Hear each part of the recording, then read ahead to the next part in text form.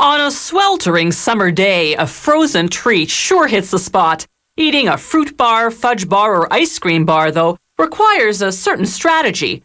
You have to hold the treat by the stick, lean slightly forward to dodge the drips, then lick like crazy before it melts off the stick and lands at your feet.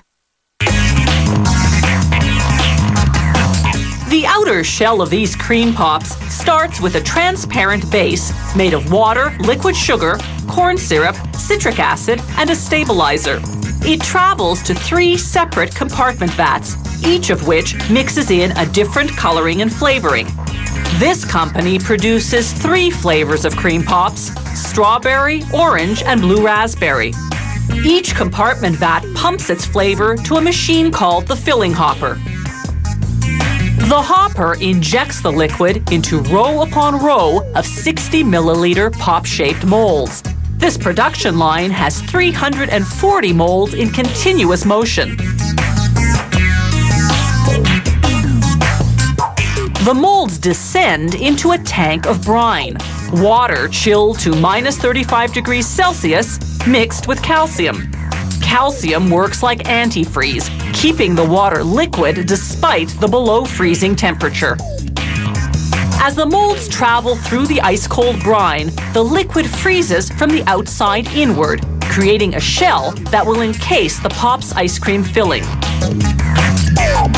Once the shell is 3 millimeters thick, a machine called a suction evacuator removes the unfrozen liquid and feeds it back to the filling hopper to be re-injected at the start of the line.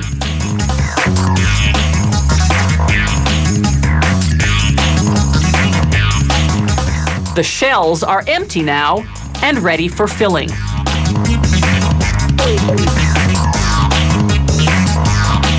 The ice cream filling is made of various milk products blended with liquid cane sugar, corn syrup, stabilizers, and emulsifiers to puff up the consistency.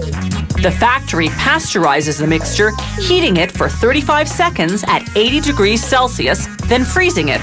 Then it homogenizes the filling, skimming off the milk fat that rises to the surface.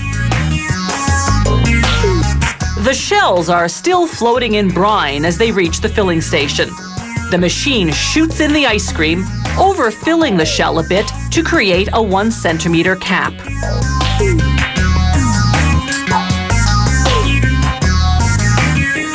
The ice cream begins to harden in the cold brine. Once it reaches a semi-frozen state, a machine appropriately called the stick inserter pops a wooden stick into each mold.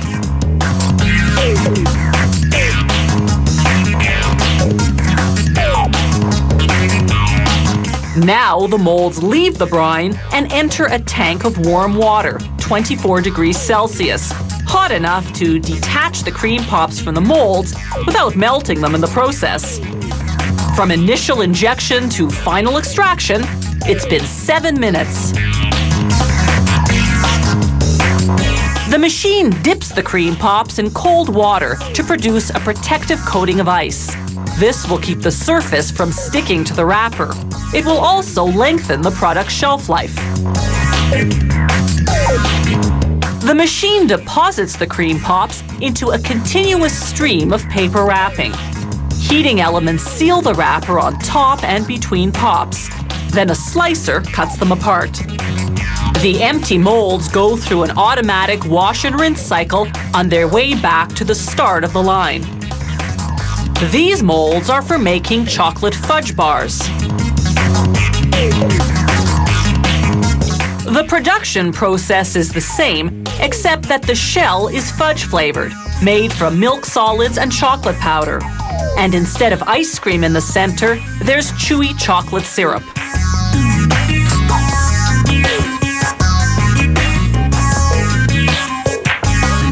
The factory stamps the packaging for all its frozen treats with the production date and other information. These frozen treats have a 1-year shelf life in the freezer, provided you maintain the temperature at an ideal -25 degrees Celsius.